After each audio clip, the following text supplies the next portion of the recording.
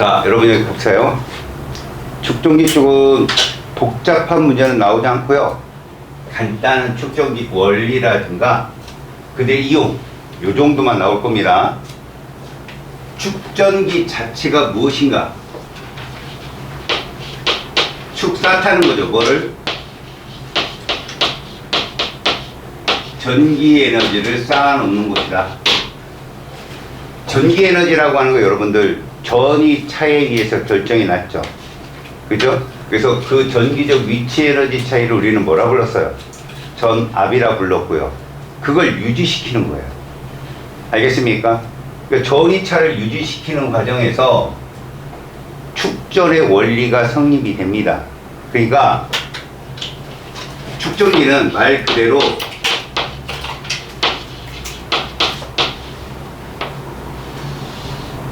요게 평행판이에요. 요게 도선입니다. 같은 쪽에 이렇게 같은 전하가 모이게끔 만듭니다. 그리고 뭐를 주느냐? 거리를 줍니다.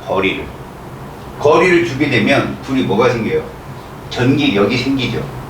전기력이 생기면서 뭐가 생겨요? 거리가 있죠. F 곱하기 D. 뭔지 알죠? 1에너지입니다.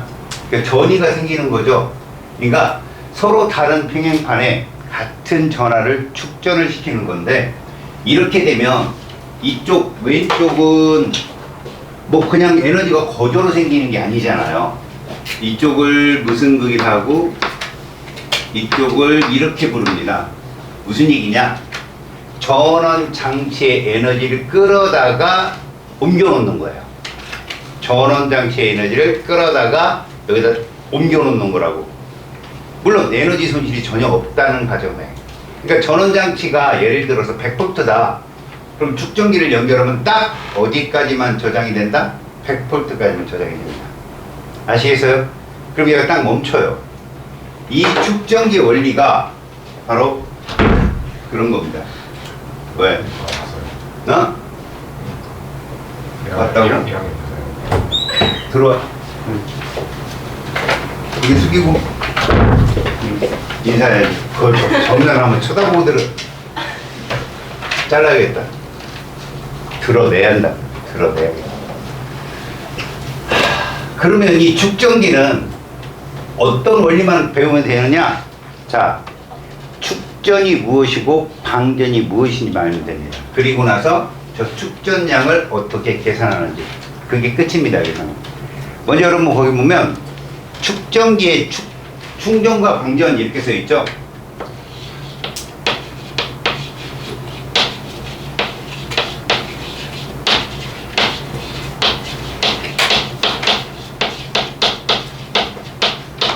자, 이 두 개를 모두 할 수 있는 게 축전기 역할이거든.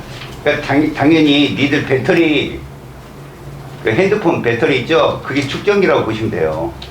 집에 가 저장하잖아요. 그 밖에 나가 쓰고. 그죠? 이게 저장할 수 있는 수단. 그래서 이걸 사실 2차 전지라고 하거든요. 일반적인 1차 전지 같은 전지들은, 여러분들 쓰는 건전지는 쓰고 버리잖아요. 얘는 쓰고 다시 충전했다가 또 쓰고. 2차 전지라고 불러요. 그 원리가 축전이에요. 알겠어요? 자, 그러면 충전은 먼저 뭐냐?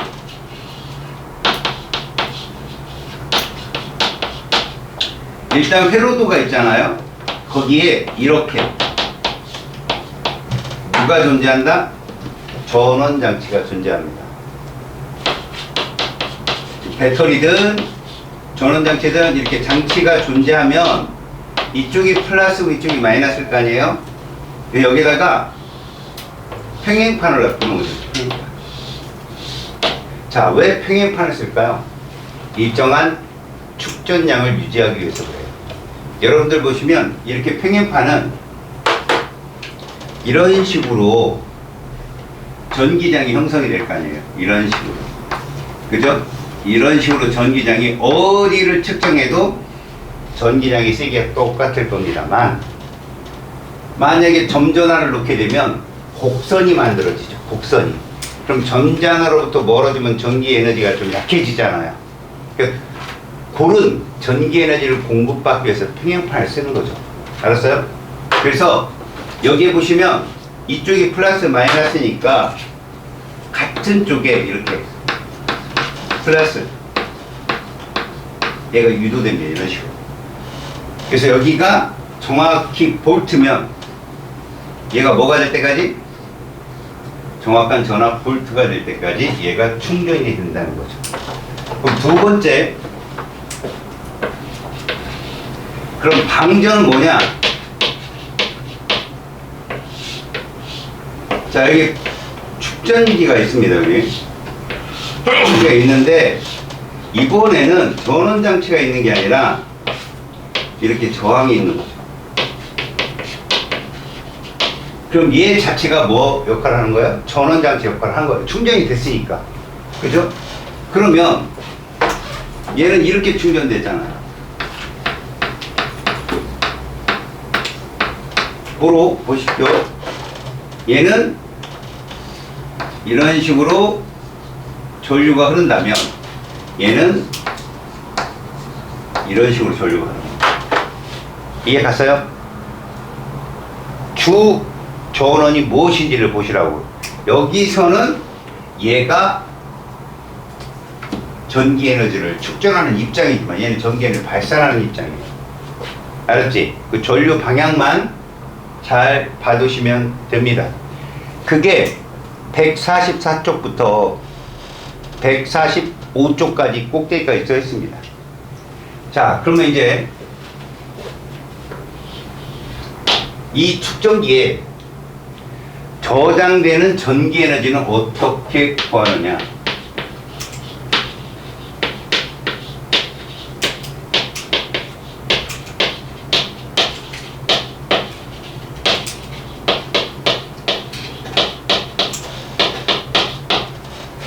자, 이렇게 저장되는 전기 에너지는요, 과학자들이 살펴봤어요. 어떻게 되는가 봤더니, 자, 이렇게 평행판을 놓습니다. 여기도 평행판을 놓고요. 도선을 연결하겠죠. 그러면 이들 사이의 간격 있죠. 거리 t. 그 다음에 얘에 뭐가 있어요? 면적이 있을 거예요. 면적. 뭐 S라고 치죠. 이렇게.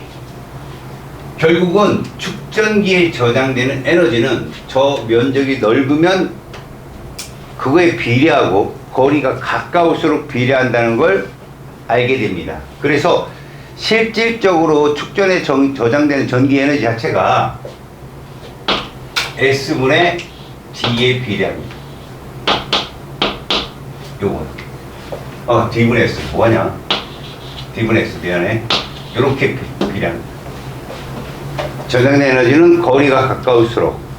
자, 여러분 가깝다 붙여버리면 어떻게 될까요? 여러분 붙여버리면 둘이 어떻게 될까요? 전압 평형의 법칙에서 전기장 차이가 안 생겨요. 알았어요? 그러니까 최대한 가깝게. 근데 여기서 이제 나중에 여러분들 축전기를 조금 찾아보시면 알겠지만 이렇게 떨어져 있으면 거기에 공기가 있겠죠. 공기가. 그들이 축전량을 갉아먹어요. 그들이 저항이. 그럼 그 전기 에너지가 얘들이 갖고 있는 본연의 효율을 그대로 내려면 여기다 유전체라는 걸 집어넣어요. 그게 이제 보통 탄소화물들입니다. 이 탄소화물들은 전자들이 자유롭지는 않잖아요. 그죠? 그래서 걔들을 꽉 잡고 있는 역할을 해줘요. 유전율이라는 걸 여기다 집어넣고 하면 공식이 더 나오는데 우리는 단순하게 그냥 축전량은 거리가 가까울수록 면적이 넓을수록 축전량이 결정된다. 이렇게 알아두시면 됩니다. 자, 그게 오른쪽 페이지. 자, 그런데 여러분, 그런데 그 밑에 그림이 뭐냐? 이 그림이 이런 겁니다. 거리가 멀어지면 당연히 축전되는 전기 에너지가 약해지고 그에 의해서 전류가 약해지겠죠. 근데 면적이 또 넓어지면 당연히 전기 에너지가 커지고 흐르는 전류도 세지겠죠. 이걸 직접 회로에 단자에 집어넣어요. 그럼 제어 장치가 될 수 있거든요. 무슨 말이냐면 얘가 이렇게 가까워지면 전류가 세게 흐르겠죠. 멀어지면 전류가 약하게 흐르겠죠. 근데 이러려면 얘는 뭐가 필요해요? 면적이 필요하잖아요. 가뜩이나 반도체는 작은 공간에 만드는 건데 이걸 좁혔다 늘렸다 그러면 요거에 허용되는 공간이 잡아먹겠죠. 그래서 어떻게 하느냐, 요런 상태에서 이렇게 돼요. 여러분 옆에서 보세요. 옆에서 보시면 이렇게 된 상태에서 이렇게 됩니다. 여러분 이러면 전류가 셀까요, 약해질까요? 약해지죠. 면적이 조금 작아지니까. 근데 이렇게 되면 또 세지고, 이런 식으로 제어 장치를 합니다. 아시겠어요? 그러니까 축전지도 스위치처럼 제어 작용을 할 수 있다라는 것이 특정 교재에 나와요. 그냥 알아두십시오. 자, 축전기의 활용이 있죠, 여러분. 그 축전기의 활용은 여러분 좀 외워두는 게 좋은데, 거기서 좀 어렵다라고 생각되는 거, 이거 암기죠, 암기. 그 콘덴서 마이크라는 거 있죠. 콘덴서 마이크.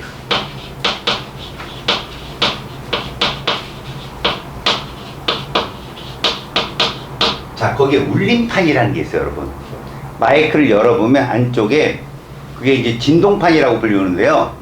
얇은 막이에요. 그것이 고정 금속판과 거리를 두고 있어요, 이렇게. 근데 여러분들이 못 부르는 노래 고래고래 소리 지면서 목소리를 넣을 거 아니에요? 그럼 얘가 떨려요, 이렇게 떨려. 떨리면서 전이차가 생기는 거예요. 막 변하죠.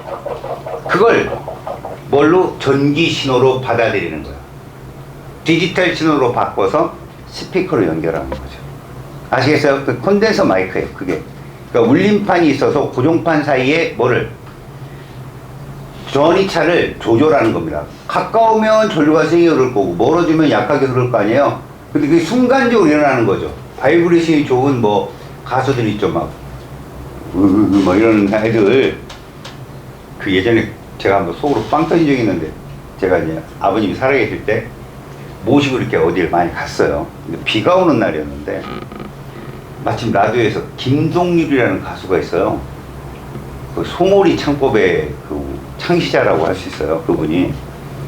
근데 걔가 막 노래를 부르는데 이러면서 그런 노래 부르잖아. 막 떨면서 한참 듣고 있는데 아버님이 갑자기 라디오를 탁 꺼버리시더라고요. 그러니까 얘는 왜 이렇게 우냐? 딱 그러는 거예요. 그다음부터 그 노래를 부르는 애들은 다 우는 것처럼 느끼더라고요. 그런 분들은 이제 이 바이브레이션이 심하니까 아무래도 전기 신호가 많을 것 같아요. 그죠? 그 마이크에서 그 신호를 전기 신호로 잡아내는 역할을 하는 게 얘들이거든. 알았니? 또한 이런 울림판, 진동판이 꼭 그것만 있는 게 아니라 전류도 생성해요. 전류도. 그걸 이제 우리가 차츰 배울 겁니다. 그 다음에 컴퓨터 키보드도 마찬가지야, 여러분. 키보드도 여러분 어느 키를 딱 누르잖아? 그럼 거리가 가까워지겠지. 그럼 뭐가 생겨? 전기 축전량의 차이가 생기겠지. 그럼 그걸 신호로 받아들이는 거야. 알겠어? 그래서 콘덴서 마이크 말고도 컴퓨터 키보드 뭐 설정값이 있을 거야. 어느 위치에서 어떤 전기량, 유치에너지, 축전량이 차이가 나면 이런 신호로 받아들여야 명령어가 있을 거라고요. 위치마다. 대신 걔가 작동을 한다 안 한다는 것은 거리감으로, 아 여기서 작동했구나 이렇게 느껴지는 거죠.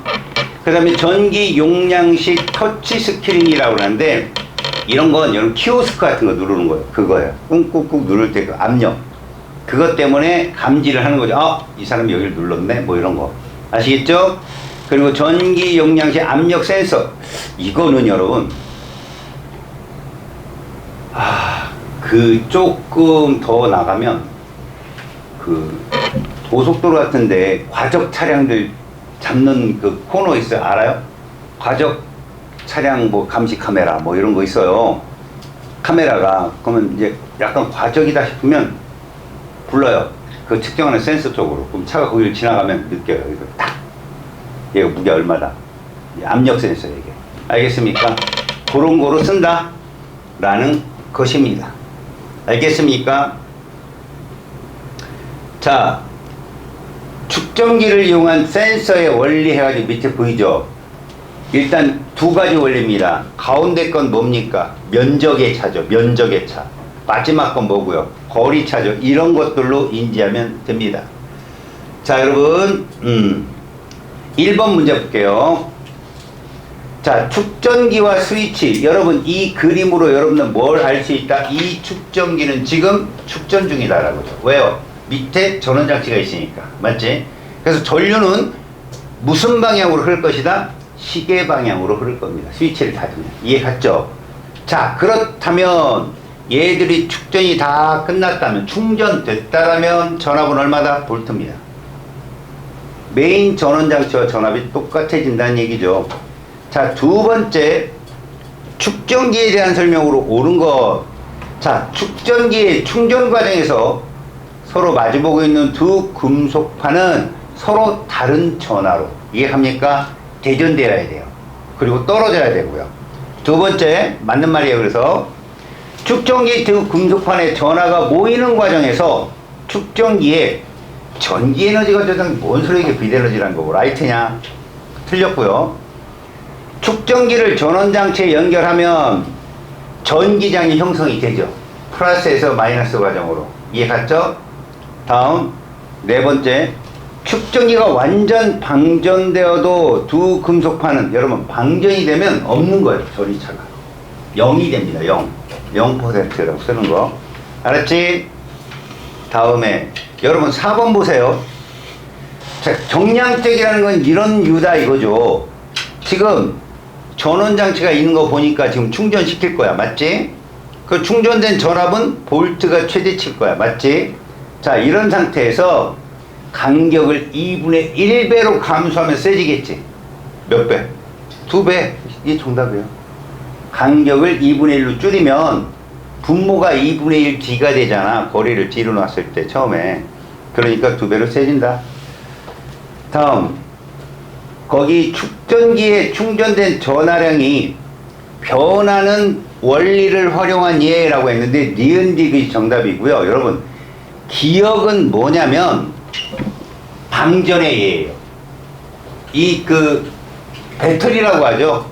저런 휴대용 카메라 같은 것들도 그 배터리가 있거든요. 꽂으면 플래시를 터트리는 경우가 생기잖아요. 그럼 짧은 시간 동안에 동일한 비대에너지로 얘가 전환이 되는 거예요. 엄청난 배터리량을 소모시키는 거죠. 팡! 이러면.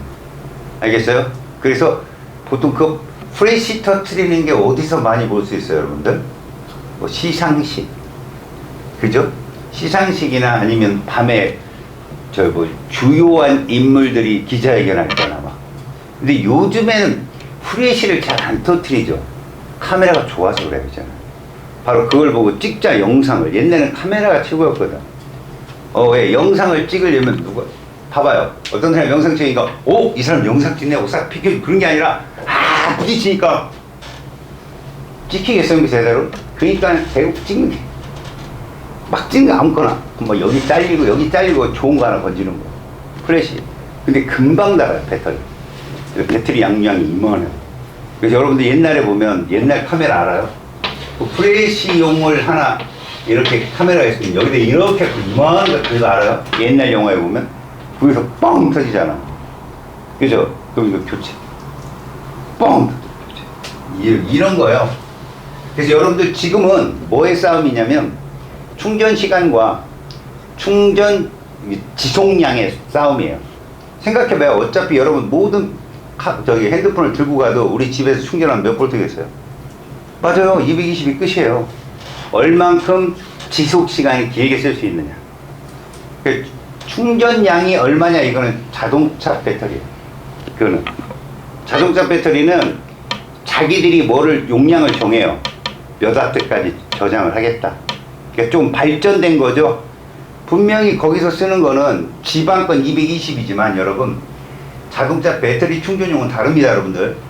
그 충전 방식에 따라 테슬라식이 있고 이제 여러 가지 있어요. 테슬라 자동차는 테슬라만 넣어야 돼요.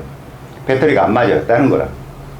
그게 있습니다. 그래서 여러분들 집안에 보면 아파트에 보면 그 충전지 있잖아요. 테슬라는 보세요. 테슬라 전문 그 코드 있는 곳으로 가야 돼요. 그런 게 있습니다. 자, 축전기가 뭔지 알겠지? 야, 가장 중요한 게 뭐야? 축전의 원리도 원리지만 방전이냐 충전이냐, 그 축전량은 면적과 거리에 어떤 관계가 있느냐, 이게 중요한 거야. 그래서 어렵지는 않다.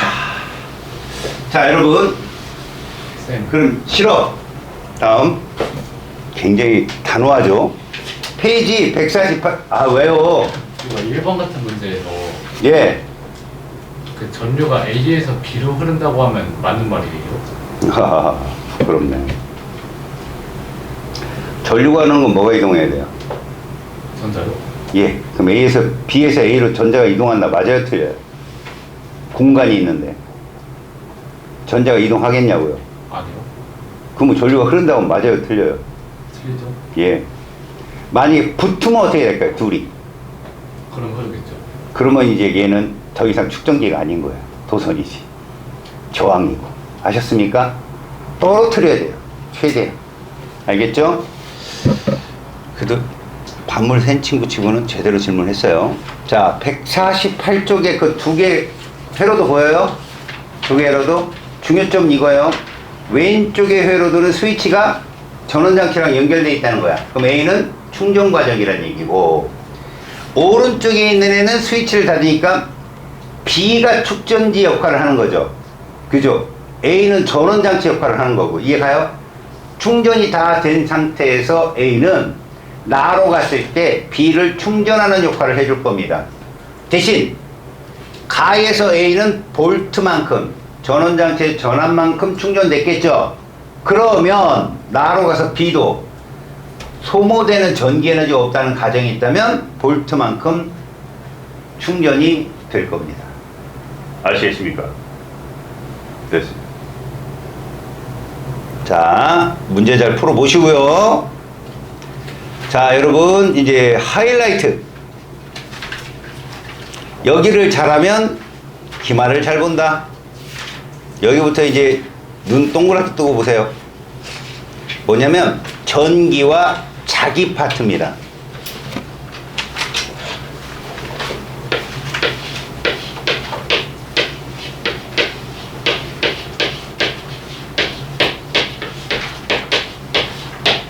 자, 여러분,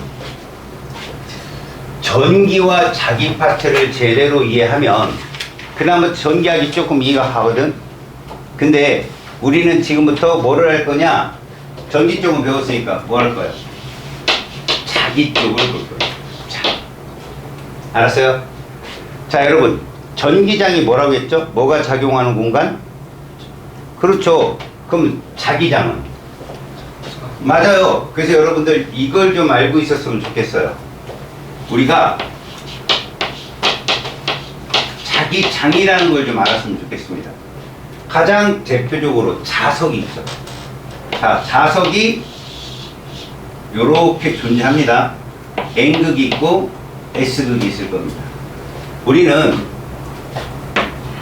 자기력선을 보면 이거 초딩 때도 하잖아요. 색깔을 뿌려갖고 이렇게 막 N극에서 나와서 어디로 간다?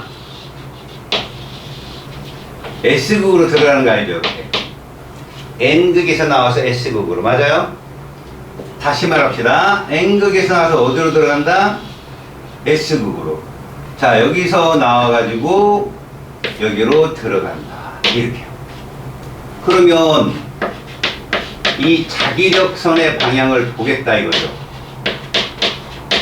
사실 자기력선은 인간은 볼 수 없고요. 조류는 본대요. 새들은. 그래서 철새들이 그 자기력선을 따라 움직이는 거래요. 사실은. 그럼 자기력선 방향 인간은 뭘로 측정합니까? 나침반. 그것도 무슨 방향으로? 이렇게 우리가 자기력선을 찾아요. 여러분, N극이 가리키는 쪽을 우리는 북극이라고 하죠. 그죠? 근데 여기서 보시면 나침반을 그리잖아요. 그럼 이렇게 비금친 게 N극이거든요. 여기 S극이고, N극이 무슨 극을 가리키고 있는 것 같아요? 자석의 S극을 가리키고 있어요. 그럼 북극은 사실 지구자기장의 S극이 되는 거죠.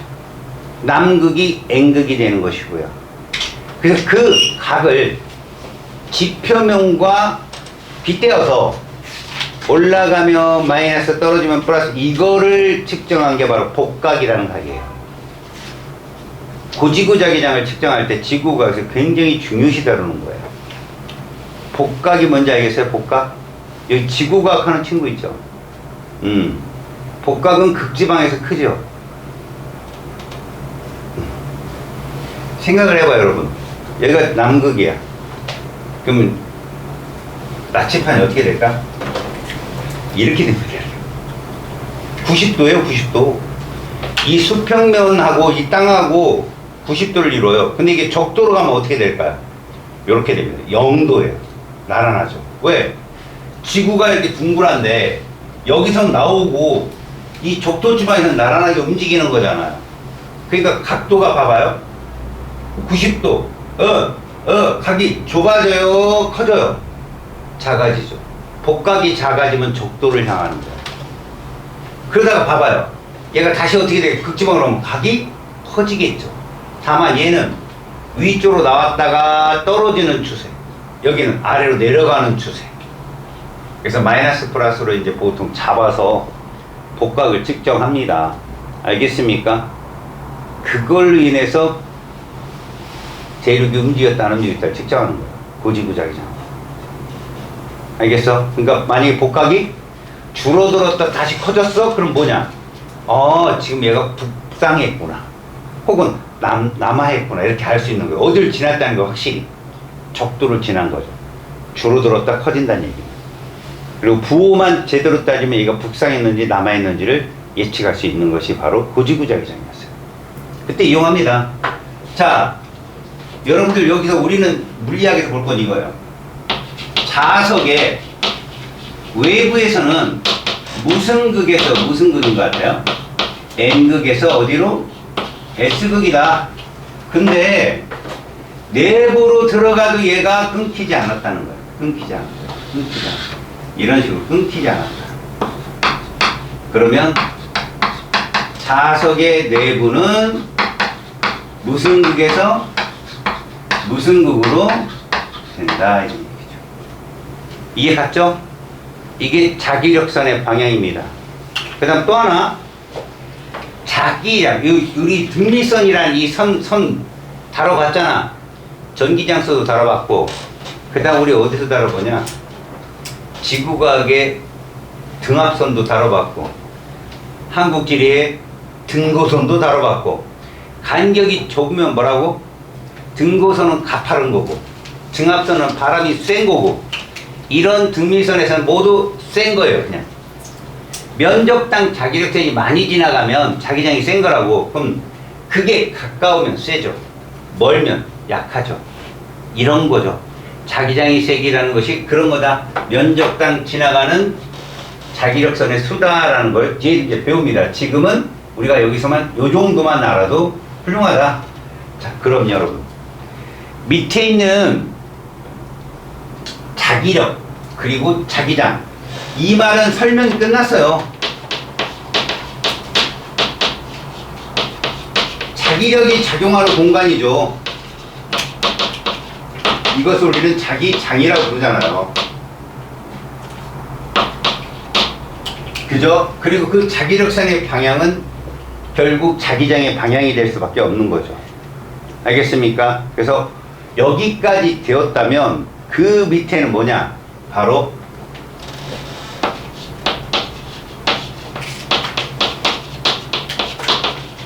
물질 자성의 원인을 설명한 겁니다. 왜 우리가 다루는 물질에는 자석이라는 물질이 있고, 어떤 물질은 외부 자석을 갖다 대면 자성을 띠잖아요. 그죠? 그러니까 자성을 띠지 않는 물질은 거의 없다고 보시면 됩니다. 그것이 세냐 약하냐 차이지. 알겠어? 그러니까 그 자성의 원인이 무엇냐는 거예요. 이게 이제 굉장한 건데 여러분 잘 들으세요. 이건 번외예요, 번외. 과학자들은요, 얘를 밝히기 위해서 엄청난 노력을 했어요.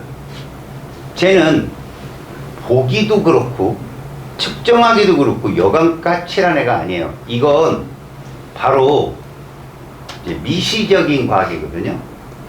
너무 빨라서 전자는 말이에요. 위치 에너지를 측정하고자 하면 운동 에너지를 측정할 수가 없고, 운동을 측정하려 치면 위치가 어디 있는지 몰라. 너무 빨라서.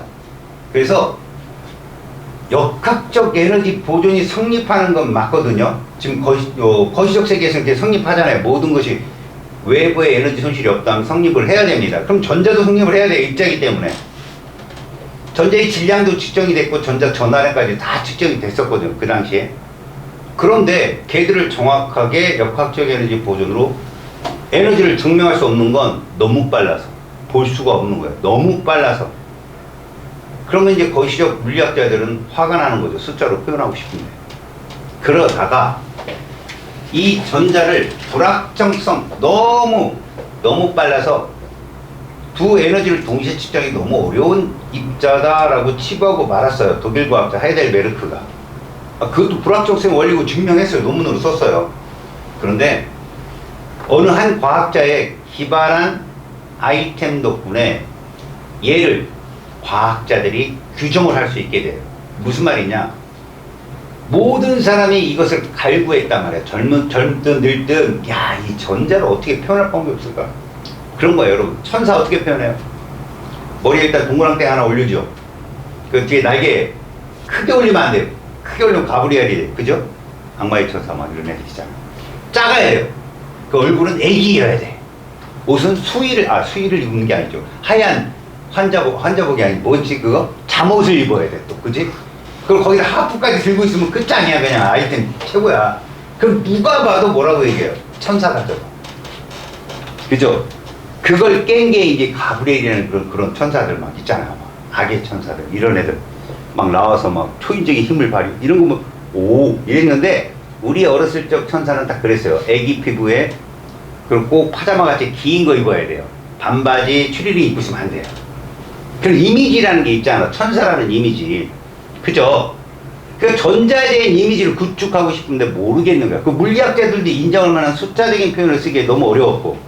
그러다가 슈레딩거라는 사람이 보호가 만든 여러분 동그란 원수 있죠? 그게 뭐예요? 주양자수잖아요. 동그란 원이. 그것만 걔가 주장을 했잖아요.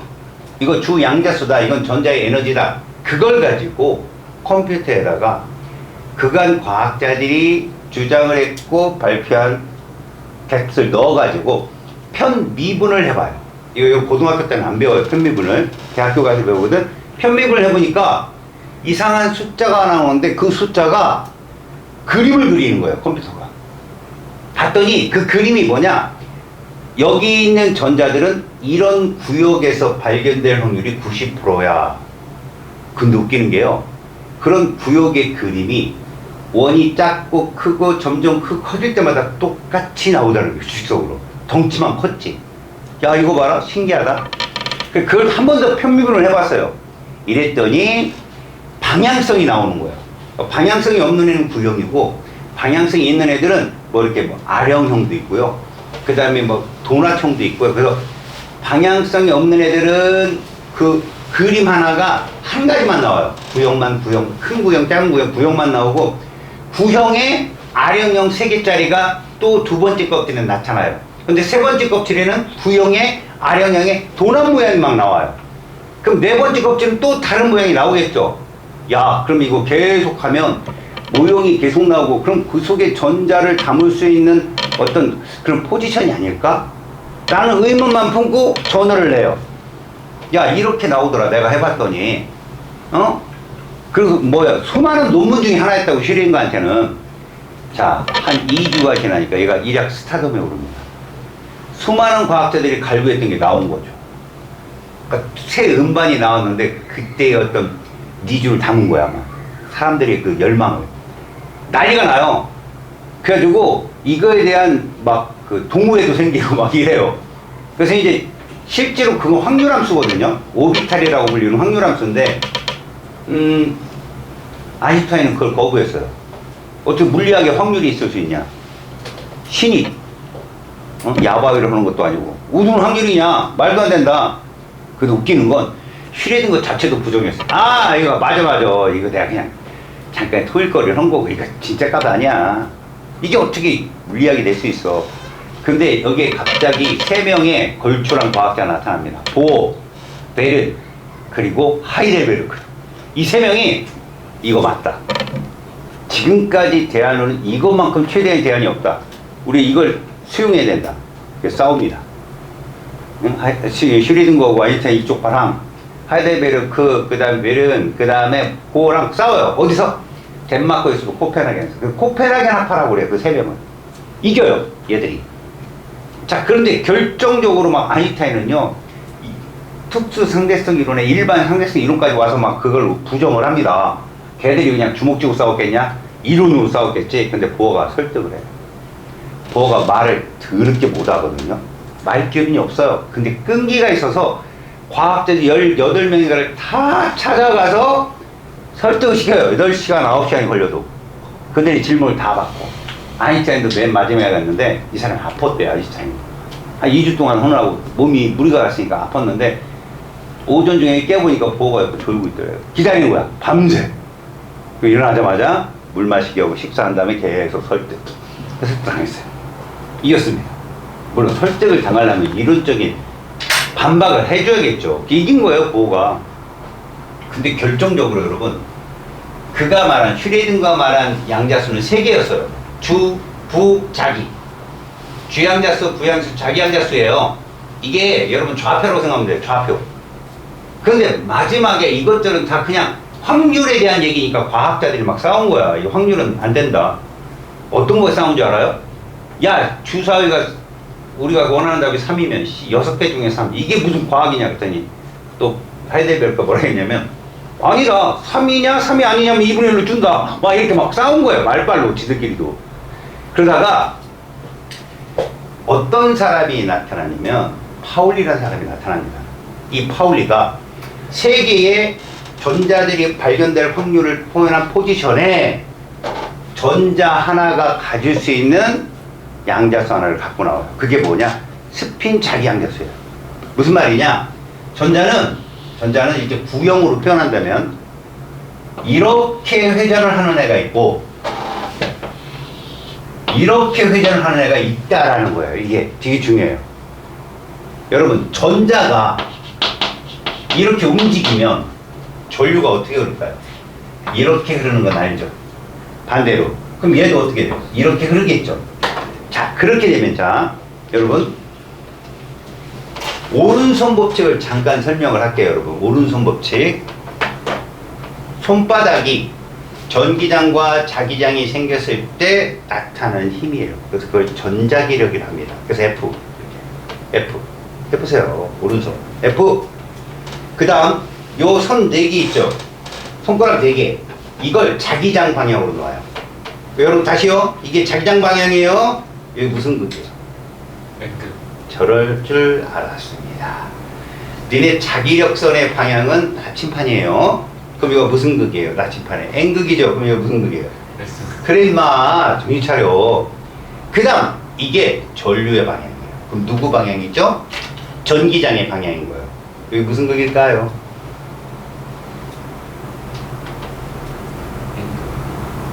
전기장에 내니까 N극이 왜 나오니? 아이, 부끄럽게. 음이냐, 양이냐야. 음이요. 그래, 그렇게 보는 거라고, 얘들아. 전기장이 있고, 자기장이 있어. 그리고 누가 있어? 힘이 있는데, 잘 보자.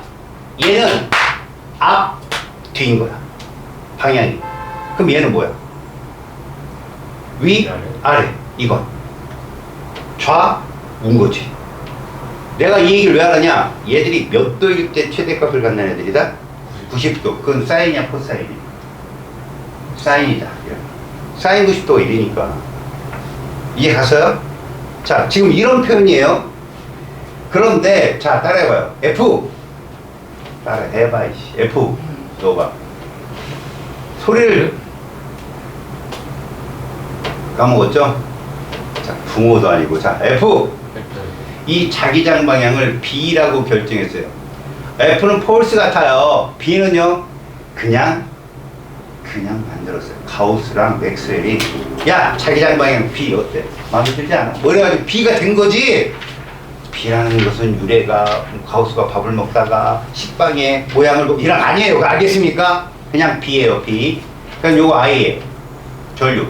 따라해봐. F, F, B, B, I, I. B 연방 수사로 FBI 됐어요? 야 FBI 유지를 하지 말고 주먹 FBI 알았냐? 이랬는데 봐라 이 전류가 고리가 되면 전류 방향 우리 뭐로 잡아야 돼요? 엄지로 잡아요. 고리 만들어 빨리 만들어지면 병원 가야 돼. 알았냐? 그러니까 못 만들어. 그때만 요걸 전류로 잡는 거예요. 요 고리를 만들 수 있으니까. 그럼 요게 뭐가 되고? 자기장 방향이 되는 거지. 그래서 얘같이 그 고리가 되면 전류를 봐봐라. 이렇게 감으면 여기가 무슨 극이 되는 거라고? N극이 되는 거야. 이렇게 감기니까. 근데 얘는 이렇게 감기잖아. 그럼 여기가 무슨 극이 되지? N극. 봐라.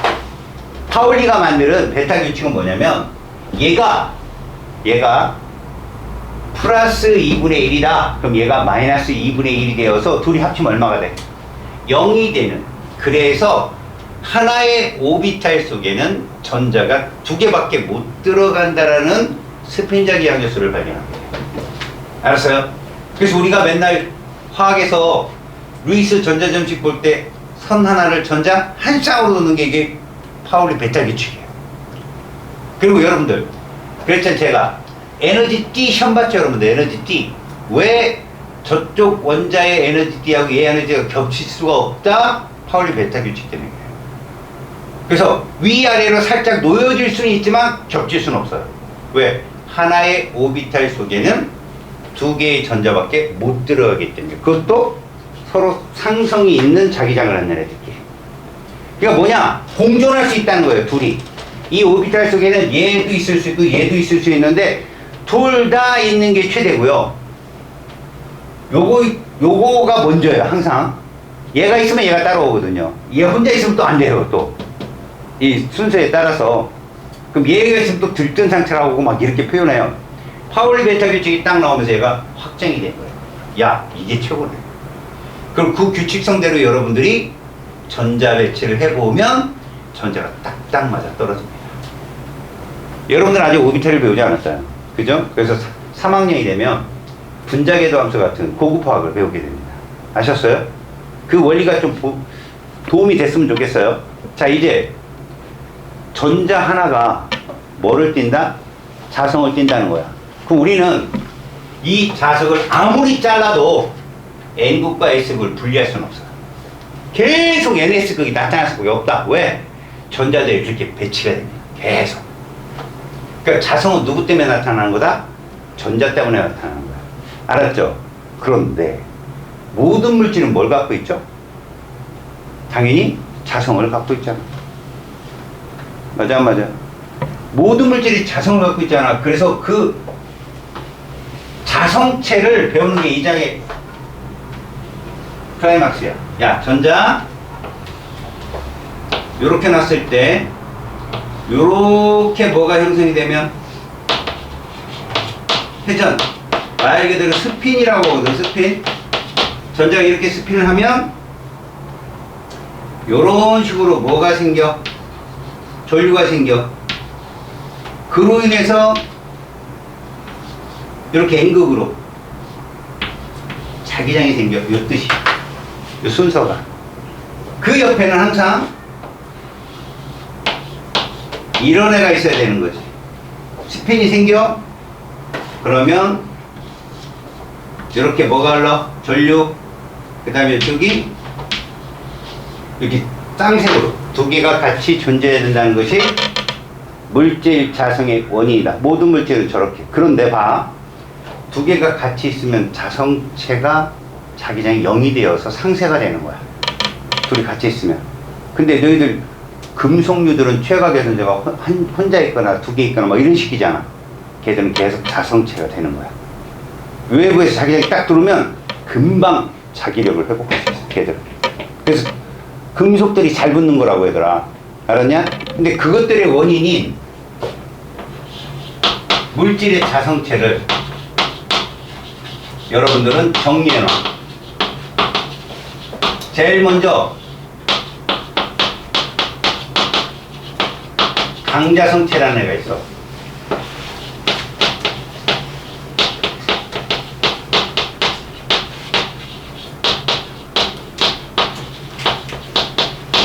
외부 자기장이 다가왔을 때 강자성체는 내부 자기장과 길게 쓰자. 자세하게 써. 자석이 되려면 내부 자기장과 외부 자기장에 의해서 자기장이 형성이 돼야 될 거냐? 강자성체는 일치를 해. 이 말을 잘 알아들어. 일치가 된다는 게 뭐냐면, 자, 여기가 N극이 다가와. 그럼 이게 외부 자기장의 방향이 되지. 여기에 자성체가 있단 말이야. 얘가 방향이 일치한다는 건 얘랑 같은 방향이 된다는 거. 이렇게. 그럼 무슨 극이 되냐, 여기. 내부에서 이렇게 간다고 했잖아. 얘가 뭐가 되냐고. 이렇게 형성이 되겠지? 붙는다고. 일치한다는 건 붙는다는 거예요. 서로 당긴다는 얘기라고. 일치한다는 건 서로 뭐 당긴다 이런 얘기야. 붙는다고. 자석이 일치한다는 뜻은. 두 번째, 상자성체라는 체가 있어. 얘는 마찬가지야. 일치해. 얘도 붙어.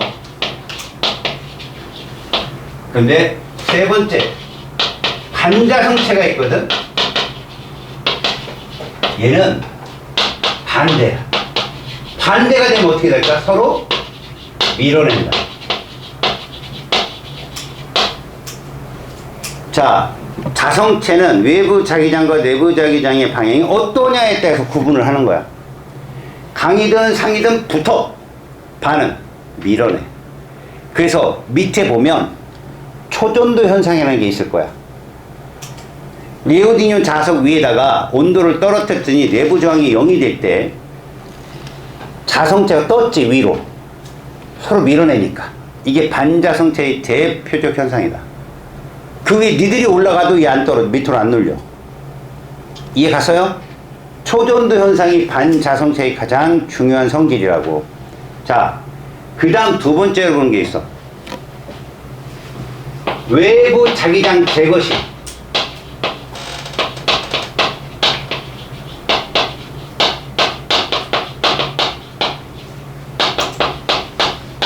지속시간이야. 자성의 지속시간. 그러니까 자석에 못을 붙여. 또 못이 또 붙어. 못이 또 붙어. 외부 자석을 딱 쥐어넣어도 얘는 계속 어느 정도 지속하고 있다. 그래서 얘는 지속시간이 길어요. 그래서 강자성체야. 자성이 오래 유지될 수 있다. 얘는 지속시간이 짧아요. 얼마나 짧냐면 제거하면 뚝 떨어져요. 그게 알루미늄 같은 애들이에요. 제거하면 뚝 떨어집니다. 반자성체 마찬가지. 이 두 가지를 명심하면 여러분들 안 틀려요. 이쪽 문제. 알았어요? 그 왜 그러냐는 거예요. 왜 그러냐. 자, 여러분, 강자성체의 그림을 가만히 보세요. 강자성체들은요, 외부에 홀 전자, 혼자 있는 전자들이 많아서 그들이 자성을 계속 띌 수 있어. 그러나 어떤 원자들, 특히 어떤 원자들이 모여, 금속 원자나 이런 원자들이 모여 있으면 특정 구역만 그 금속 자유전자들이 움직이기 때문에 자기 구역이 뚜렷이 구분이 돼 있어요. 근데 자기 구역이 있어요. 분명히 있습니다. 자기 구역이 있지만 서로 일치하지 않은 거예요. 서로 군집을 이뤄서 0이 되게끔 퍼져 있어요. 근데 외부 자기장이 딱 형성되면서 같은 방향으로 쫙 몰리는 거야. 마치 뭐가 같냐면, 뭐 조선시대 때 각자 뭐 저기 그 양반들이 사병을 조직하고 있었거든. 사병. 하다못해 절도 사병은 아니지만 스님들이 훈련을 하고 있어요. 무술 훈련. 그러다가 임진 외란 같은 외란이 일어나면 어떻게 같은 군대가 돼서 하나의 적과 싸우잖아. 그런 거랑 똑같아요. 군데 자기 구역이 형성이 돼 있다가 외부 자기장이 딱 형성되면 모든 전자들이 한쪽 방향으로 형성이 돼서 전체 군집적인 자기장을 형성하는 거죠. 그러면 얘들을 제거해도 각각의 자기 구역이 형성될 때까지는 얘가 지속을 해요. 근데 상자성체는요, 개념이 원자 개념이야. 그러니까 징병을 한다면 집에서 한 명씩 나오는 그런 개념이야. 전쟁이 끝나면 어때? 다 집으로 돌아가겠지. 그래서 금방 사라져. 자, 반자성체는 뭐냐? 없어. 아예 사병이 없다고. 없는데 강제로 나오래. 그럼 뭐 할까? 야, 집에 너랑 엄마만 살아. 근데 니네 둘 중에 하나 전쟁 군인으로 나오래. 어떡할 거야? 반발하죠. 내가 나가서 뭘 할 거냐고. 그럼 엄마가 나가서 창 들고 싸울 거야? 반발하죠. 그래서 반대의 자기장이 생기는 거야. 없던 애가 갑자기 생기니까 반발하는 거야. 왜? 원래 상태, 없는 상태로 돌아가고 싶으니까. 외부 자기장이 딱 생겼는데, 난 없었는데 왜 생겨? 이씨, 반대로 생기는 거야. 0을 만들려고. 근데 얘가 외부 자기장이 사라지면 어때요? 샥 원에서 돌아와요. 이해 갔어요? 그래서 반자성체는 하예요. 여러분들 보시면. 외부 자기장이 없을 때. 자기 구역, 원자단 전자 하나도 없다고요. 그러면 이제 마지막으로 뭘 외워야 되느냐? 이것들의 물질들을 외워두세요. 알았습니까? 그래서 적어도 강자성자 3개, 천리코, 이렇게. 누구라고? 천리코, 철, 니켈, 코발트. 이 정도?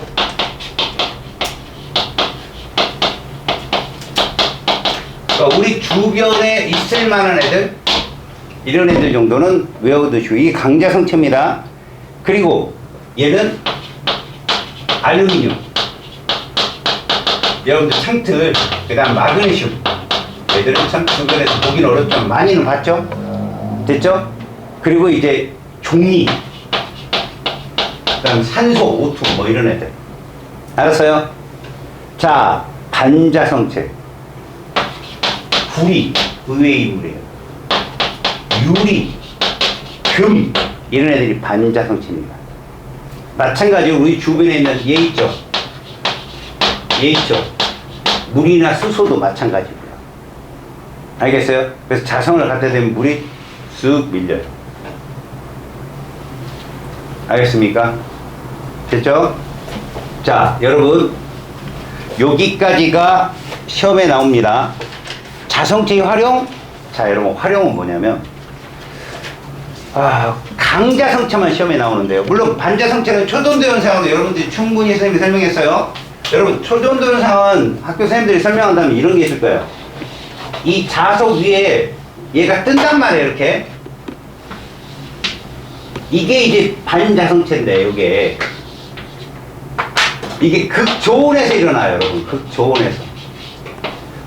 저항이 거의 0일 때. 전류를 흐르게 되면 얘가 자기장이 형성이 돼서 이런 현상이 생기는데, 초전도 현상은 이게 온도잖아요? 그럼 여기에 이제 전기 저항이라는 게 있어요. 저항. 그랬을 때 이렇게 되는 거야.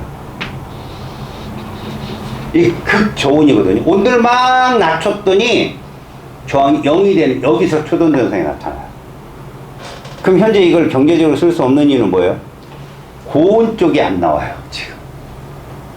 고온도 되고 저온도 되면 중간온도 다 되는 거 아니에요? 얘는 특정 온도, 그러니까 예를 들어서 요즘 어디까지 왔냐면 영하 183도씨까지는 초전도 현상을 일으킬 수 있어요. 옛날에는 258도씨였거든요. 헬륨 막 263도씨 이래야 초전도 현상이 나타나는데, 지금은 영하 196, 183, 그러니까 액체 산소 정도? 그 정도에서 일어날 수 있어요. 근데 상온이나 고온에서는 아직 초전도 현상을 발견되긴 한답니다. 근데 그걸 뭐 하지 못하는 거죠? 유지를 못 시키는 거야. 그 한때 뭐 고대에서 뭐 했다 뭐 항상 방송에 나와갖고 막 주가 뛰고 난리 났었잖아요. 근데 거짓말이 아니에요. 있었어요. 있었는데 그걸 지속시키고 그러니까 그런 거 순간적으로 어떤 현상이 딱 생겼는데, 이걸 유지만 할 수 있으면 뭐예요? 예를 들어 이번 기말고사 물리를 봤는데 이런 100점 맞은 거야. 어? 근데 다음 물리 또 진로 선택 갔는데 또 100점. 이건 진짜 실력이잖아. 그럼 빵점을 맞는 거지. 이거 뭐야 이거. 그 100점을 유지하는 거. 알았어요? 그게 진짜 실력이라고. 알았어? 그러니까 마찬가지로 어디에도 초등대생이 팍팍팍 나오긴 하는데 그걸 계속 유지할 수 있는 조건 그리고 그 포지션 이런 거를 연구하는 쪽이 물리의 최대 과제예요. 알았죠? 그러면 나머지는 뭐냐? 강제 성체는 그런 겁니다. 여러분들 하드디스크를 보면 그 디스크 안에 플래터라는 게 있어요. 동그란 원같이 생긴 애인데 걔가 도는 거예요. 원동력으로. 막 돌아줘야 전류의 자기장에서 어떤 정보를 써낼 수 있거든. 걔가 돌아야. 그래서 그 도는 원판은 알루미늄이에요. 상자성체인데요. 걔 역할은 자성체 역할이 아니라 밀도예요. 가벼워서 빨리 돌아요. 같은 전기. 대신 거기에다가 강자성체를 코팅합니다. 그러면 여러분들이 불의의 사고가 있을 때가 있어. 뭐 좋은 컴퓨터를 쓰면 괜찮겠지만 조금 꾸진 거 쓰다가 막 펑! 하고 나갈 때가 있어요. 어떡하지? 걔가 딱 나가서도 이 주인이 막 쓴 정보가 사라지지 않고 저장이 돼요. 자성체가 사라지지 않으니까. 그게 제일 이제 SSD 같은 거, 외장하드 있죠. 그런 애들이 이제 그런 역할을 많이 해요. 막 쳤는데, 뭐 내가 코드를 그런 거 있잖아. 딱 뽑고 하는데, 이제 저 다른 자단에다 이렇게 꼽는 경우도 있거든요. 가끔 제가 그랬는데. 코드를 꼽아야 되는데 USB 자단에다 꼽는 거죠. 꼽히긴 하고, 그리고 이제 여기 번개가 뜨잖아요. 전원 충전 표시가 안 보고 그냥 작업하는 거예요. 그러니까 어느 순간 퉁 하고 나가요. 에이씨! 그거 다시 가보면 100%는 아니지만 80%는 다시 저장이 돼 있다. 왜? 자성이 사라지지 않으니까. 알았지? 그런 역할. 그리고 뭐 전자석 기중기, 뭔가를 전기로 끌어올릴 때는 자성체가 최고의 힘이죠. 그 다음에 자기저항 메모리. 이게 무슨 얘기냐면 내부 자체에 저항이 있어요. 저항선이. 그죠? 그러니까 우리가 이제 보고 외장하드 같은 경우도 사라지게 되면 이 전류가 계속 흐르려면 자기가 유지돼야 되거든. 똑같습니다. 하드디스크랑 전원이 끊어져도 그 메모리 상태를 그대로 갖고 있는 거예요. 어느 정도는. 좀 지속시간이 길어서 정보량을 많이 확보할 수 있다는 거죠. 그리고 고무자석, 선생님 어렸을 때 그런 거 있었는데, 막 짜장면 먹고 나면 이렇게 뭘 줬어요. 동그란 거. 그러면 냉장고에 붙여놓거든요. 이게 고무자석이에요. 고무에다가 강자성체 가루를 섞는 거죠. 그럼 자석이 될 수 있어요. 그 다음에 가문 테이프라고 마트 같은 데 가면은 막 가전제품 있고 양말 있고 잔뜩 있잖아요. 그거 몰래 갖고 나면 띠 소리 나는 거 가문 테이프 붙여놔서 그래요. 거기다. 이것도 자성현상이에요. 알겠습니까? 순간적으로 외부 자기장과 딱 일치해서. 그리고 그게 오랫동안 지속되기 때문에 소리 상당히 커요. 띵! 그래요. 그래서 보통 옷 같은 거 마트에 사봤어요? 그 위에 있는 거 막 떼낼 수 없는 걸 어디에 딱 꽂으면 폭폭 떨어질 거예요. 그게 자성체 그 제거 장치에 툭툭 떨어져요. 알겠습니까? 여러분, 여기서 시험에 나오는 거 뭐라고 그랬냐? 원리도 나올 수 있으니까 꼭 기억해. 예를 들어 미체 같은 거 액체 자석의 이용 방법도 나오거든. 뭐 MRI 찍을 때 조영제. 왜? MRI는 흑백이거든 얘들아. 밝다 어둡다만 갖고 따지니까 조영제를 집어넣어서 밝은 부분을 더 선명하게 보이게끔 해주거든. 물론 3D야. 입체로 볼 수 있어. MRI는. CT는 단면 촬영인 거 칼라야 걔는. 알았지? 근데 이 MRI는 이렇게 줌인을 할 수 있어. 뼈를 막 이렇게 옆에서 볼 수 있고 막 이래. 알았어? 그때 밝고 어두운 것을 선명하게 뼈 색깔 뭐 예를 들어 하얗게 보이는 뭐 그런 거 내장기관을 좀 하얗게 볼 수 있는 거 조영계를 넣어가지고 선명도를 키울 수 있고 그리고 그 자석 잉크가 뭐냐면 니네 그 진짜 지폐에는 자석 잉크로 뭔가 써 있어. 그래서 자석을 갖다 붙어. 이게 위조 지폐 판매라는 거야. 자석 잉크 졸라 비싸대. 그 다음에 우주복에 내부에 있는 기체가 밖으로 빠져 못 나가게 하려면 굉장히 금속 같은 걸로 탄탄히 막아야 되잖아. 근데 야 사람이 이것도 보다 끝장 아니냐? 우주복 왜 입어? 밖에 나가서 일하려고 입는데 이러고 가서 좀 그렇잖아. 관절 부분에 액체 자석 집어넣어. 외부 물질을 차단하는 것도 있지만 밖으로 못 나가게 잡아주는 거지. 알았니? 그런 거에 쓰인다 라는 얘기입니다. 그리고 그 밑에 보면 3번 문제 같은 경우도 지금 온 외부 자기장과 방향 일치하잖아요. 이런 그림. 아, 이거 강자성 아니면 상자성이겠구나 라는 거죠. 알겠어요? 그런데 원자 자석들의 모양이 둥글둥글한데 여러분 가만히 봐봐요. 선이 있을 거예요. 구역선이 이렇게. 그게 강자성체의 특징이에요. 구역선이 있잖아. 구역선이 없으면 그건 상자성체예요. 알았어요? 그런 거 잘 봐두고.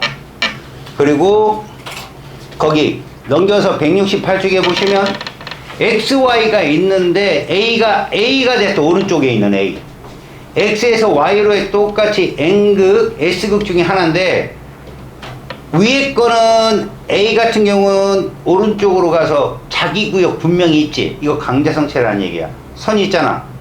원자단 자석 사이에 선이 있잖아. 이게 그어져 있지. 이거 자기 구역이 있는 애들 강자성체란 말이야. 그럼 X가 N극이고 Y가 S극이라고 보면 되는 거야.